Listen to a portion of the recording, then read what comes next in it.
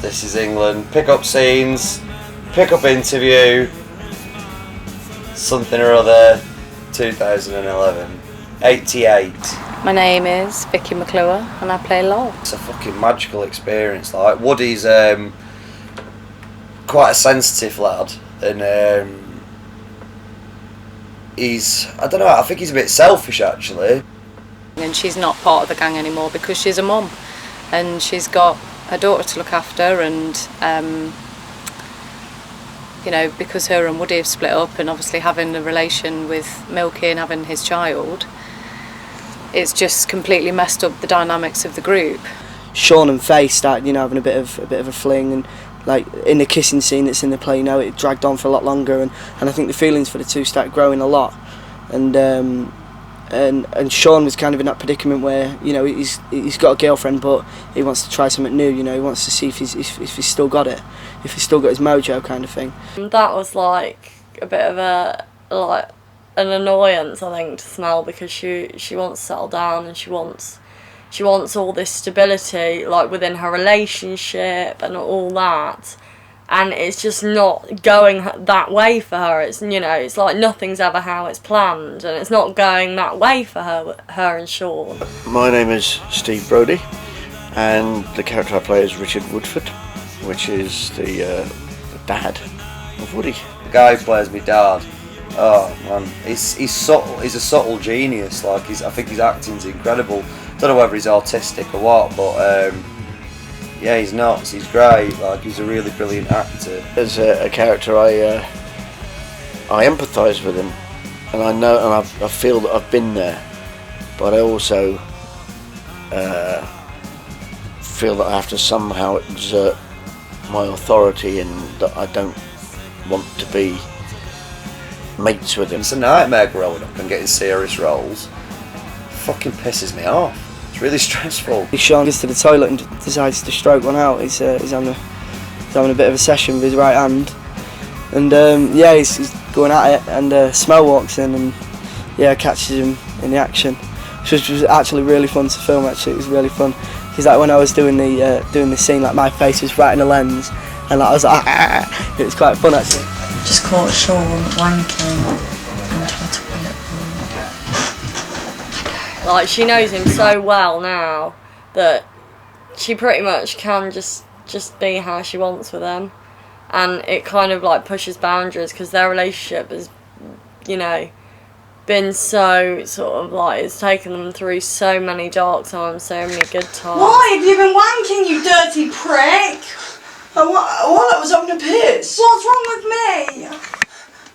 I was just having a wee. Shane and Mark decided that depending on the storyline should depend on our social environment as well. So Woody and Lol don't get to see each other, Woody and Milky don't get to see each other, Woody and the gang don't get to see. So last year, this year just gone that we filmed, I wasn't allowed to socialise or interact with any of those cast members, even me out of hours. Yeah, we couldn't see each other for the whole shoot. And it was hard because, you know, he's a mate and we wanted to see each other, and also knowing that when we were going to see each other on screen, it was going to be quite intense, which it was. A great time, and that we can all get back on set together, because I think that's what we all love best, because like we're just like a gang in real life. Like we get, you know, we walk around Sheffield and, you know, just having a laugh and, you know, yeah, just getting pissed up together, and yeah, so I'm kind of looking forward to getting back on set with them all. That should be good. It's a fucking pump.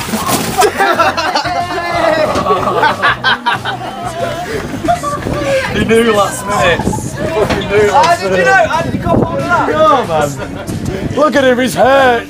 Oh, don't be hurt. Well, don't be hurt. How did you get that, Tomo? Never talk to me again. No, why are you laughing? How did you get hold of that? I take Lol home with me. I don't sort of finish work and then, you know, go back home and kick back and watch, you know, telly or it wasn't like I was being weird. It's just because there's so much to take in and there's so many layers to her. If I kind of forgot about it or let it slip a bit, it just felt like the intensity just fell, and Shane wanted to keep that going. And the layers are, you know, postnatal depression on another level, guilt, abuse, you know, she's haunted, so it's kind of like her mind's going a bit, it's like she's having a breakdown. And to try and, you know, one, get that in my head, and one, try and portray that on screen, I don't think I could have done it unless I'd have lived and breathed it to a degree. You know, I can't just wake up and go, yeah, turn it on, and, you know, it may have looked overacted, or, you know, and the way Shane directs and the way he gets me into it, I don't know how he does it. Well, this is the first time I've ever done anything like this, and I was so nervous, and he just really put me at ease, and he said, you know, a nurse is my job, that's what I do, and he said, just go in there and do your job. So I just tried to think of it like work. It's just working with Shane. I mean, there's no other way of explaining it. I mean, just working with Shane's brilliant. But yeah, it's great working with him. You know, I love it. Absolutely love coming back to it, and I just feel like it gets better and better. The footage that I've seen is just amazing. You know, he just has this knack where he just feeds you the story and feeds you what your emotions are and what's going on for this person. That was as real as it gets. That was horrible to watch. Every single person on the monitors in tears. The makeup girls are just in bits. It's a fucking shaking dog. It's mental. They came up with that, right, Woody doesn't know. He's going to be walking through the precinct with his girlfriend, and we're just going to come out of the cafe all jokey and happy. And he didn't know. And that made us really scared, because Joe, we hadn't seen him all day, had we? They were literally making sure we didn't bump into him on set and on the base, and such a good spontaneous decision, like just to say, fuck it, you know, like just don't tell Joe, we're just going to go for it, do a live scrap without even stopping. One take, mate. One take with a fight scene, it was just unbelievable. Because it's such a real experience, and we're made to feel like a gang, you end up behaving as a gang, and it's a bizarre job. It fucks with your head, you know. There was a day where I was in the flat on my own for the whole time, and I wrote suicide letters to more or less the whole cast. There were certain people I didn't, sort of Gadget and Smell. I don't know, it really affected me, and I just remember having quite a dark day that time. And I was definitely in Lol's head at that point, but it felt strange because I was in the flat, I was in my own clothes, yet I obviously felt the need to do something in preparation for scenes. And I remember Shane coming back to the flats that night and saying, oh, we're at the pub, do you fancy coming down? And I said, I'm not in the best state, but I'll pop down anyway. And he was like, what the hell have you been doing today? I'm one of them people who like to learn it last minute to keep it, you know, make it fresh, and instead of learning it over and over and over and over and over and over again, and then it coming across as like you're fucking reading from a book in your head.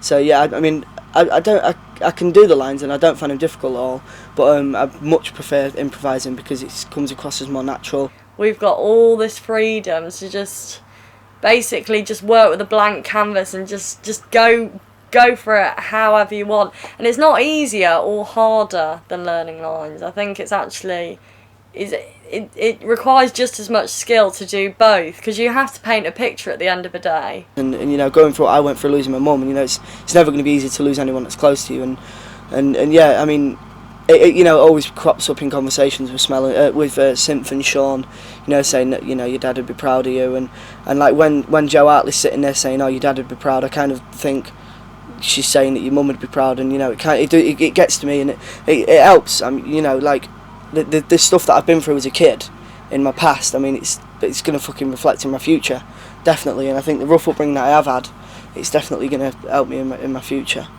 definitely.